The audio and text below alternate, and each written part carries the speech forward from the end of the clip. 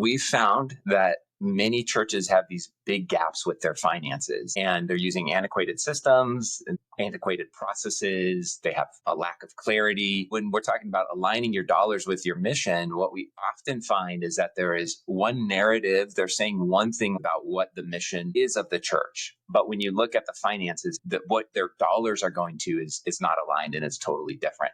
We talk about having an operating system, but it's for the purpose of getting your dollars aligned, because then you'll have clarity. Your processes are smooth. You understand where your dollars are going. You have a plan for that so that you actually are funding the things that are most important.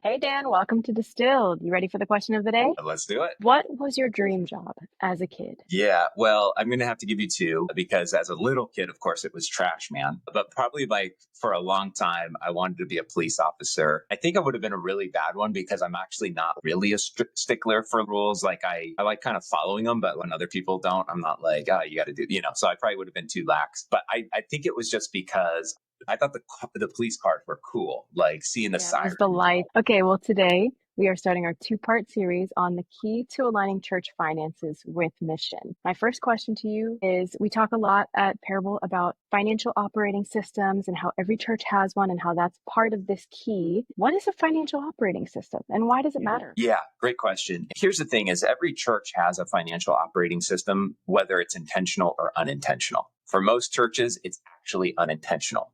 But that system means, how are you paying bills? How are you paying people? How are you strategizing with your dollars? What kind of reporting are you getting?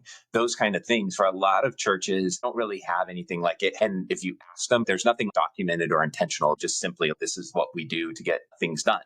And so a financial operating system truly should be an intentional thing. And it matters because you want something that's comprehensive for all of your finances to work smoothly together. What happens is in the unintentional, a lot of times you find these silos of disjointed things and access is limited and people have limited viewing, right? When you create silos like that, you introduce opportunities for fraud, mismanagement, even errors that don't get detected, that kind of thing. The flip side is it also becomes really inefficient for your staff and your volunteers. So they all get really frustrated with the finances instead of having one cohesive, simple system that helps them. That makes a ton of sense. At Parable, we work with churches aligning their finances with their mission, and we have a financial operating system that we call PFOS that we recommend and implement with our partners that kind of addresses some of those issues that you're talking about. Can you tell us a little bit more about PFOS? Yeah. So PFOS stands for Parable Financial Operating System. We found that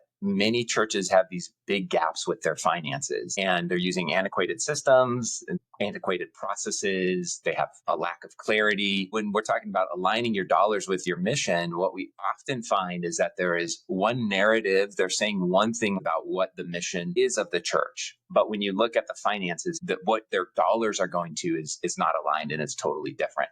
We talk about having an operating system, but it's for the purpose of getting your dollars aligned, because then you'll have clarity. Your processes are smooth. You understand where your dollars are going. You have a plan for that so that you actually are funding the things that are most important. We've talked in a previous episode about how good is the greatest enemy of great in churches. So many churches are funding good things. The problem is they don't have the dollars to do the great things that God is calling them to. That's what a PFOS is going to help. You get people that are excited about the mission. You think, oh, I don't want a whole bunch of systems, but it's freeing once you put the system in place. So, our operating system covers things like your bookkeeping and your policies and your controls and safeguards, your bill pay and your payroll. It also gets into technology and your strategy and things like your income. And we actually have found that we get a lot of churches that come in and say, man, we're trying to keep it simple. But what we find is it's actually very complex when they have something unintentional.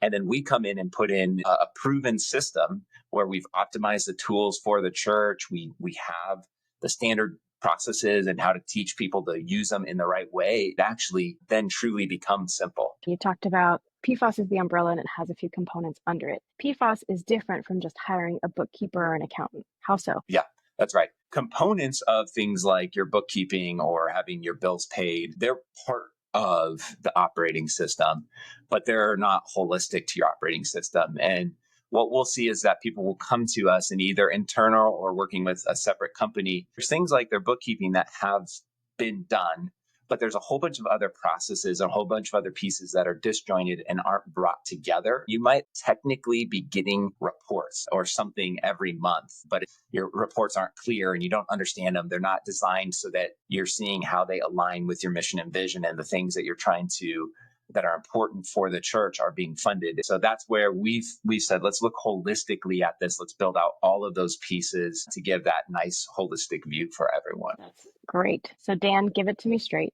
What's one takeaway or action item from this episode that every pastor needs to take? Yeah, we've put together a toolkit that talks through the different components of the operating system. We'd love to get that in your hands. It's a PDF that you can download and it'll get you started on that process. So you can find the link to download that in the show notes, or you can go to churchfinancemadesimple.com and you can download it there. Awesome. Thanks so much, Dan, and we'll catch you at part 2. Sounds great.